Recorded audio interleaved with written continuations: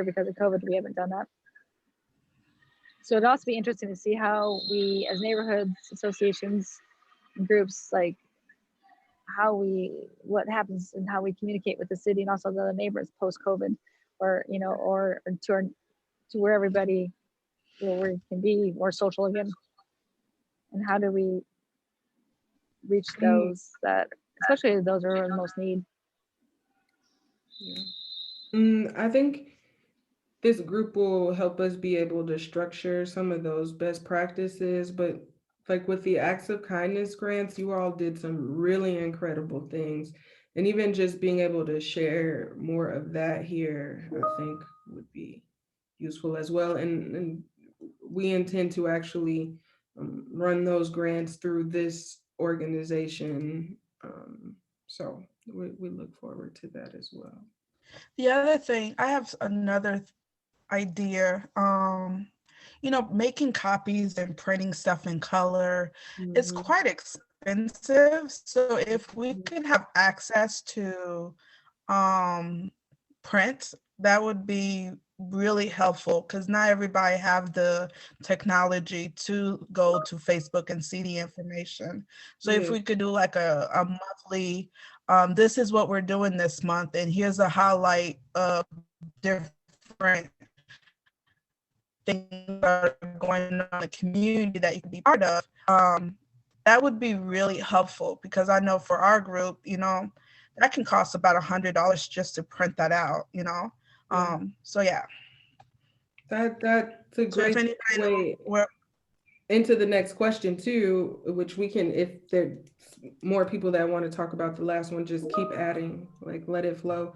But the question is, what challenges do you think the neighborhood council can undertake? And that's a really good one, like, and a really easy one that the city can help with, right? Like, so what are the things that are like challenges, barriers for your organization?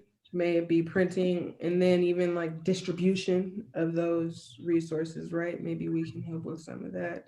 yeah, But getting also it just challenges on a larger level, like obviously we know safety, infrastructure, like those continue and equity continue to be the kind of big things that we want to focus on, but there could be issues that are very specific to your neighborhood, and this would be the space too to talk about those things along with those bigger challenges as well.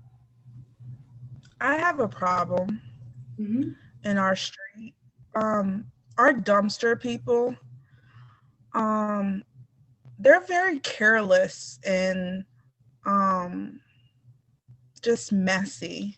Mm-hmm. Um, Day of the trash pickup and the day after, you could see like it, it's you got to pick up the trash outside. Yeah. I'm on the ground, and people put it in the trash can. It ends up back on the ground. So I don't know what we could do to better that. Mm-hmm. Um, yeah. Miss Sims, this is totally, or I'm sorry, Miss Thelma Williams, this is totally your lane with your pickers, and, and she has the same challenge in the far northwest. Well, you both are representing the far northwest. Right. But with our, hopefully we can help get more people out on the ground with you to help with those things and And it's the people that's picking educate. up the trash that's part of the problem. Oh, it's our people. Yeah, like you can tell when he's on vacation because there's not trash on the floor. And he's much nicer about picking everyone's trash comparing to whichever one is easier to pick up. Okay. So it's, I think both sides, our people are messy, plus the pickup people are sometimes just careless. So then it's just a two-pronged question. We can really like, and this is something too that the group, I imagine it's not just your neighborhood. We could have a conversation with Public Works and say, okay, this seems to be like a two-pronged issue. What is it that we can do to make sure that our things like it shouldn't be noticeable when somebody's on vacation. Like that our services are consistent across the city. But also, how can we help you all and Miss Thelma do more education in the neighborhood, buy us some more pickers, get you some people out there? I don't know. It's a lot of things that we could be doing there, right? I want to say this is what I've been going through my mind. I want cameras put in places where all these people are dumping this trash. Because over on our lots on Meade Street, me and my grandkids picked up a whole back end full of stuff. And it doesn't make sense.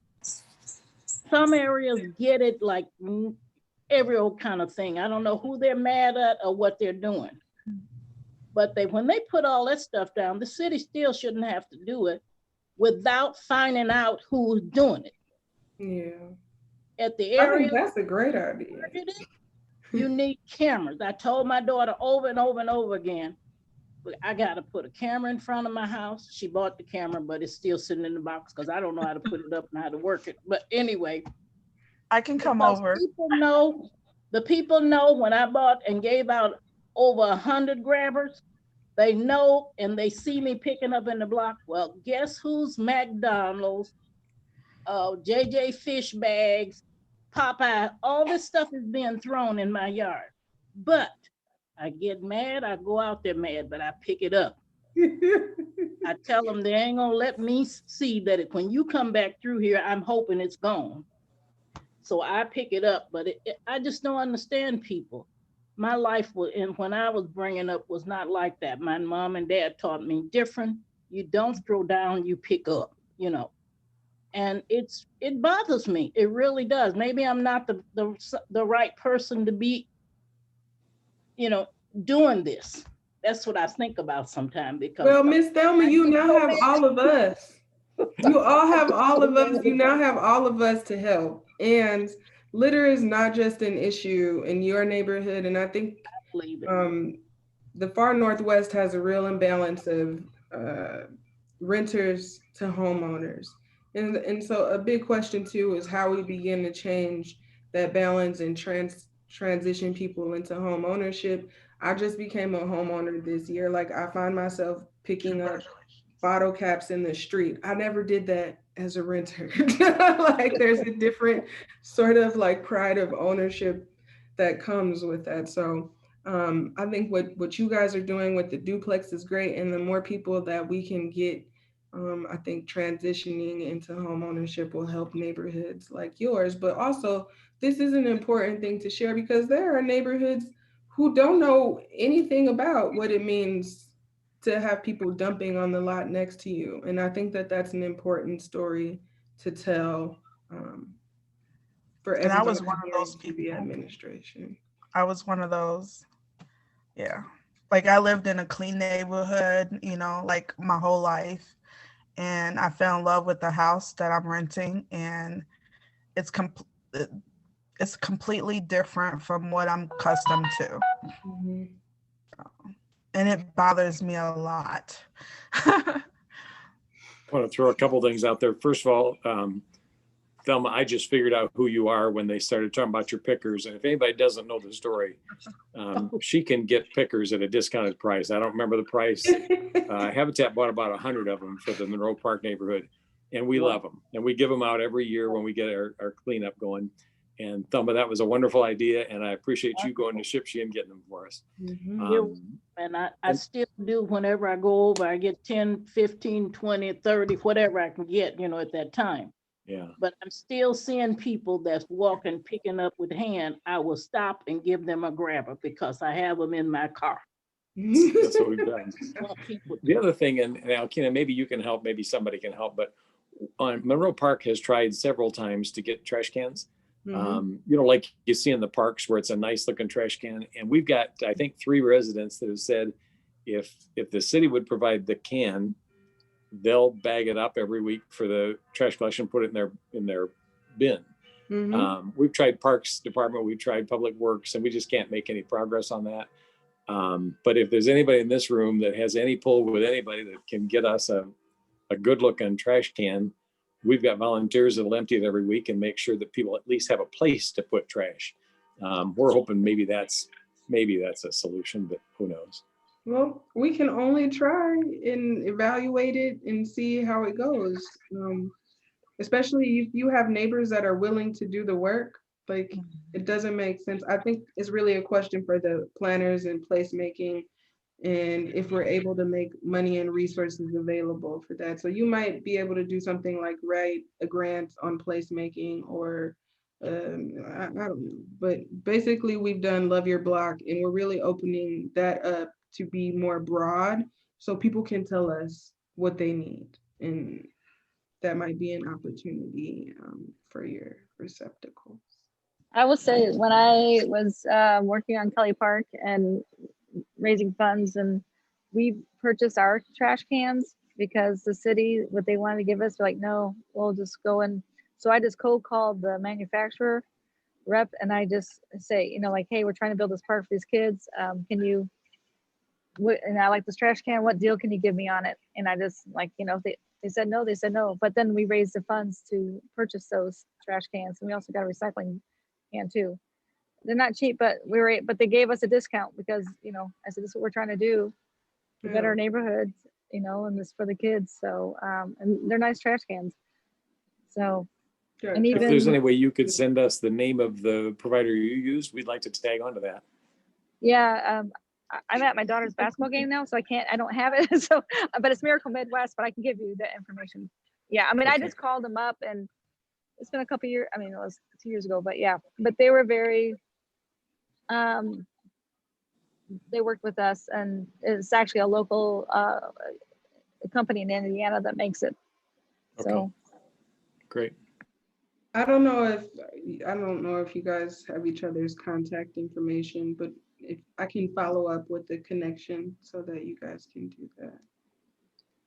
you know, one thing I think it'd be kind of neat is I'm hearing like Thelma talk and other people talk, is that I would be kind of neat if we as neighborhood associations like have like maybe once a year, a couple times a year, that if there's a specific need for another neighborhood, like they have something to do, that we can cross our neighborhood boundaries and go help and, you know, set up something so that we can be more neighborly within the city, you know, that this is our community in whole. And so we are helping one another out besides just helping, you know, I mean, I know like volunteers can be scarce sometimes, but it'd be just a really good community building.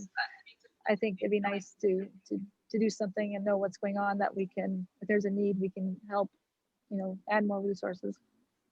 Absolutely. That's fantastic. And I know Kennedy Park and the near Northwest side kind of did those things on their own, like playing off of each other's strengths, and that'd be good to see across the city for sure. I have another thing regarding trash pickup. Making it easy for the renters to call 311 to get a leaf pickup bin or a recycling bin. They make it really like difficult for us to get one, which makes it even worse for our neighborhood because we pile it in the street, just has more issues. And they want us to put them in bags, but not everybody can afford $1.50 or $6 for those bags. So if we could make it easier for renters to order leaf bins, like, you know what I'm talking about? The brown bins? Absolutely, yeah. I don't know what they're called, but I know I tried. Yard waste bins. Yeah, I tried to get one and I couldn't get one because I don't own the house and my landlord doesn't care. So she was like, not my problem. So. Yep, I understand that because I just bought a house, but it took a while. Anyway, it was a wreck. So yeah, we should definitely figure that out because I didn't think about what that could mean for renters, and that's a fantastic point. Thank you, Leslinda. Sure is. Oh, we have 5 minutes left. We're gonna move into some of the operational questions. And I'll go pretty quickly. So how often do you think that we should meet? We have examples of monthly, quarterly, or every 2 months. And we know that you are all busy people, and we don't want to like basically kill you with engagement. Let's say every 2 months. Okay. Our That's what we neighborhood, were our thinking. neighborhood meets monthly, or we're supposed to meet monthly, and that it would it just be, when things come up, we could say, well, I don't know today, but I probably will know next month or shortly Mhm. after next month or something like that. Yeah, And I does like that that every make 2 months. Yeah, because we meet monthly and it'd be nice to also correlate to see where everybody else's meetings are when their monthly meetings and date and times, so that it doesn't fall in the same time. But I think that then we could at least also give feedback about what issues we're having in our neighborhood, Yeah. or what are the triumphs and what are the disparities. So we have one of our members putting together a calendar for you all. We'll also go ahead and include the context, so you can have that as a resource as well. But I'll start with the connection between Mr. Ermetti and Ms. Sanford. The next question is, how long should representative terms of service be? For example, 1 or 2 years. So if you're your neighborhood's representative, you're already going to your neighborhood meetings, and that means you're committing to another bi-monthly meeting. Would you want that term to look like a year or a 2-year term? The other piece of this is this person is building relationships with the mayor directly and internal people. So it makes some sense to have the 2 terms, but then you get a little bit, 2 years, you get a little bit worried about burnout. But the goal is the relationship with the organization. So those are some of the things that we're weighing, but it's really up to what works for you all. I think 1 year, and with possibility of renewing for a Mhm. second year. Mm. So that way, individuals don't feel like they are committed for 2 years, because not everybody can stay in a long-term relationship, Yeah, yeah. because that would make me afraid. Like things change. And one of the major things is just maintaining engagement and recruitment for your own organizations, let alone coming to another meeting. So like we don't want to make that hard. Like we're only here to help. And if I like somebody, that idea a lot, Les Linda. yeah, plus if somebody joins your team that's much better at that, that gives them an opportunity to take that spot, join that spot, and it benefits the neighborhood. Anyone else input on that question? Well, I like first I'll say 2 years, but I do like the idea of like the 1 year with the option to renew, like, prior to it, like at least enough time prior to it to say who's interested in still staying on, can you continue, or like, can you do this next commitment? So then like maybe within the 3rd quarter, like 3 quarters into the year, looking at January 1 or in November, like for every other month, whatever, do you have somebody that you can,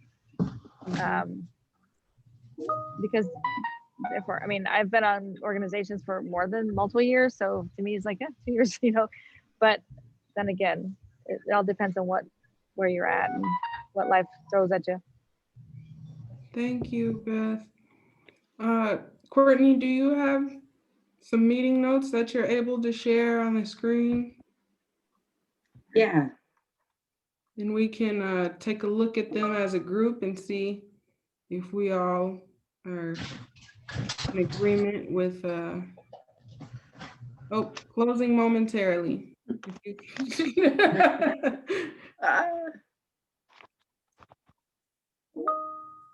Can everyone see my screen?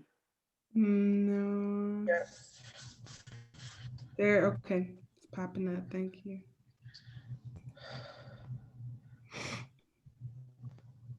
Okay. These These are very neat notes. Good job, Courtney. Thanks. This will help with the sharing out. So the first question, obviously, more engagement, recruitment, and participation, especially amongst hard to reach populations. We like the idea of a designated liaison or contact person at the city, like who is the person that neighborhoods can reach out to for questions on who to contact beyond 311. Bring more areas together for food safety. Did I make a note of that comment? I'm not sure what that one's about. But we also look forward to being able to increase neighborliness. There's some funding, educational pieces, more participation, technical assistance, services and opportunities that you guys would like to see. And I took some notes on that, including sort of printing services, looking at the platform that we're going to utilize for engagement and how we use that to tell the story of each of your neighborhoods. And now we don't have time to get through the rest of it. Yeah, But add more. we're going to go back to the main session and everyone will share their major highlights as well.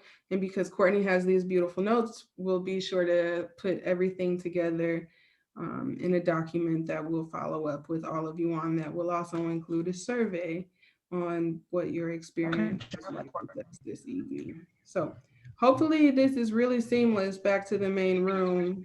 It tells me that I can leave the breakout room right now, but I don't know if that means it's going to take me right back to the big room. So we pray. Yeah.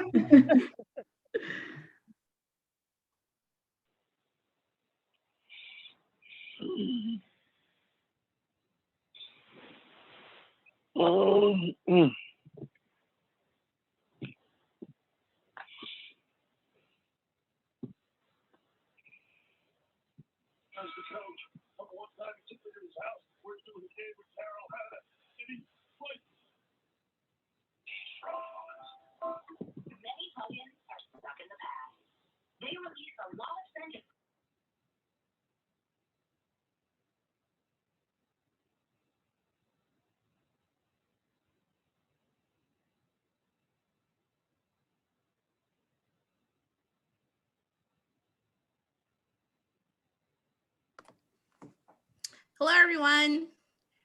Thank you all so much for joining us this evening. And so we just finished our breakout discussions and whatnot. And so basically we're going to take the time right now to talk about what we heard. So would anybody like to go first to discuss some of the things that we chatted about? I'm going to volunteer my room to go first, but I wonder if Conrad or Fred or Bill wants to, or Margie wanted to sum up a little bit of what we talked about. Sorry to put you on the spot. We should have talked about this. I'll defer to my fearless leader, Conrad. I thought we were going to have a cheat sheet to go by. The recorder. We should. I don't know. Heaven, can you share your screen? Is that, there we go. See if this helps, Conrad. Well, with my eyesight, it doesn't do a great job. Oh, sorry. We talked about a variety of things. Evan, put us on like 120% perhaps.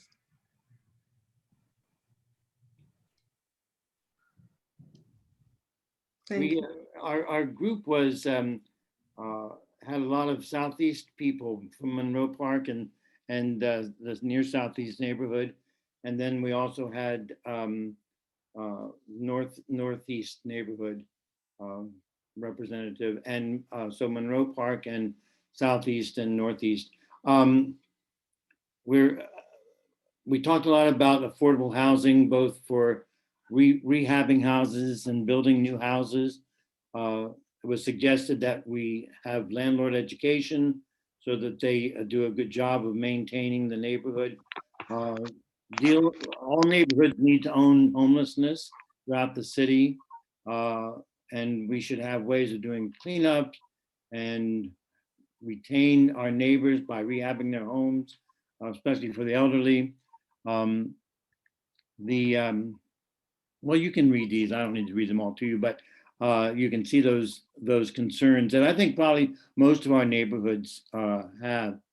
Marty then wanted us to talk about the logistics for being involved in this council. And so I don't know that we came up with any definitive. We didn't think there should be a limit to the term, and we thought that the determination of who represents and for how long should be left up to the neighborhoods. So after that, I think that's probably enough. Well, given the time, that's probably enough. We also talked about just I think Conrad brought up, the neighborhood council having independence from the city too, and being able, being free and able to speak its voice, even if that runs contrary maybe to what city wants to hear occasionally. Yes.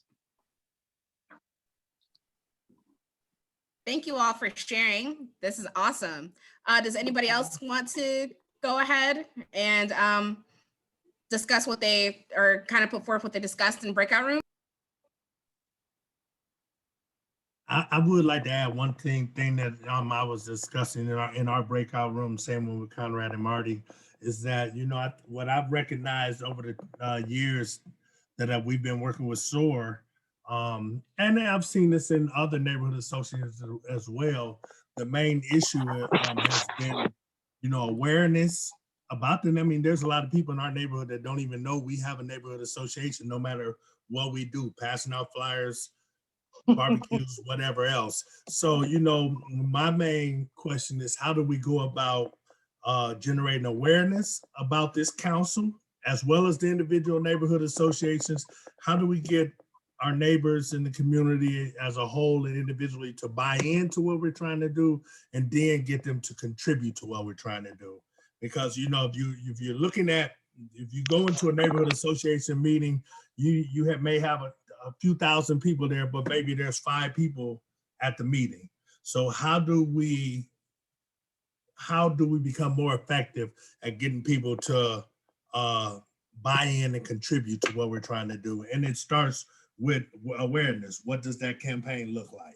To get people to, they say, oh, really, we have a neighborhood association, and then move from there. I would also like to stress that in LaSalle Park, there's still the issue of grant money to build, because we have our licenses, we have our CDC, we've surveyed the neighborhood, and really the thing that we're looking for now is grant money so that we can build, because we've also purchased the land. So I just want to make sure that that's recognized. Thanks, Stacy. Good work on keeping it up, keeping it going. Anyone from Group 1? Miss Sanford? Got the notes. Yes, Courtney, can you pull the notes up for us?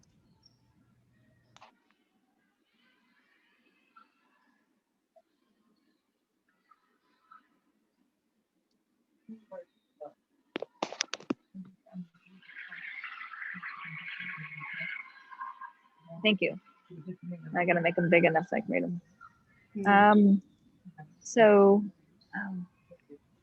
We talked a lot about increasing some of the similar things to, sorry, kind of moving. We talked about like more neighborhood engagement. I think, sorry, I'm missing some of the first questions. Can you? Okay, I can also sorry. add to it if you want to. Okay. So we talked about trash issues and reaching out to several things. One, we talked about acts of kindness grants and how that can extend into other things in the neighborhood beyond, with also Love Your Block.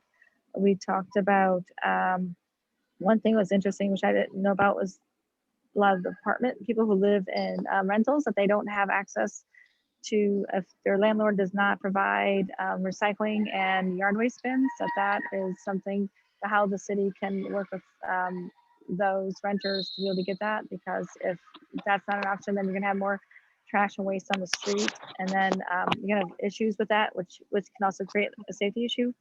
Talk about how to work with more volunteers, and also sharing information amongst each others, amongst each of our neighborhood groups, and how we can, sorry, it's not scrolling very well. Thanks. Thank you, yeah.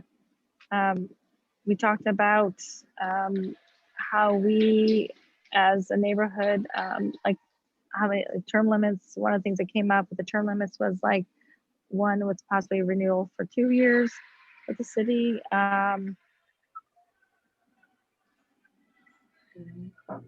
Yeah, also we talked about meeting quarterly or possibly every 2 years. And what else?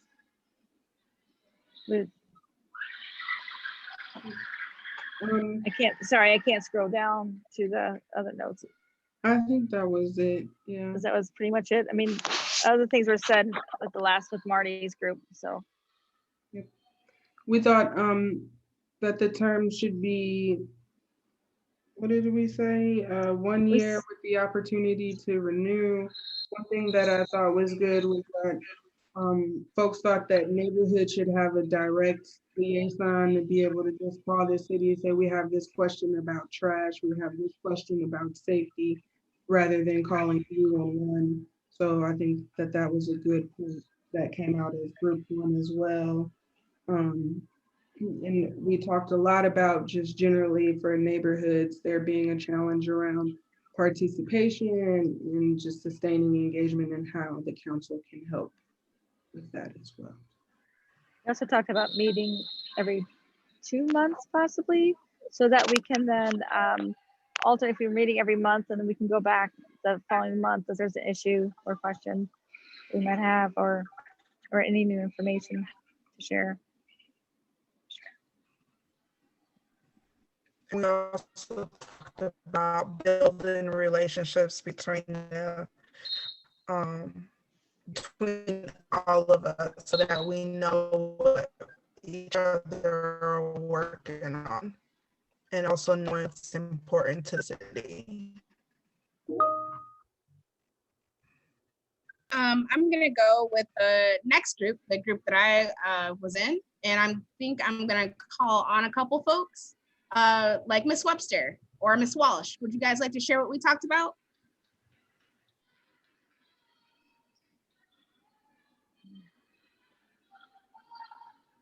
Ryan, can you pull up the notes, please?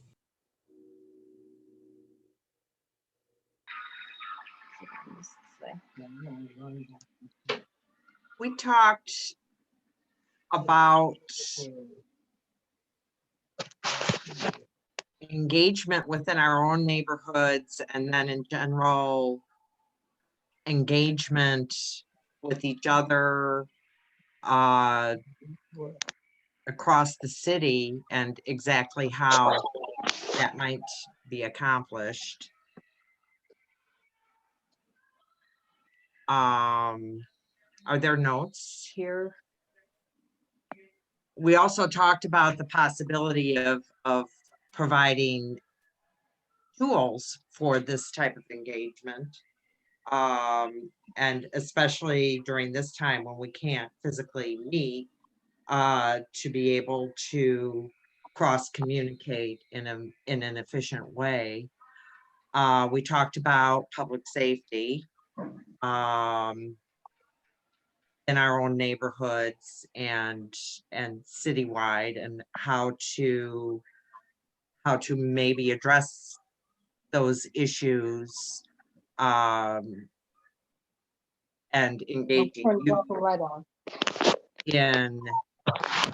in alternative ways to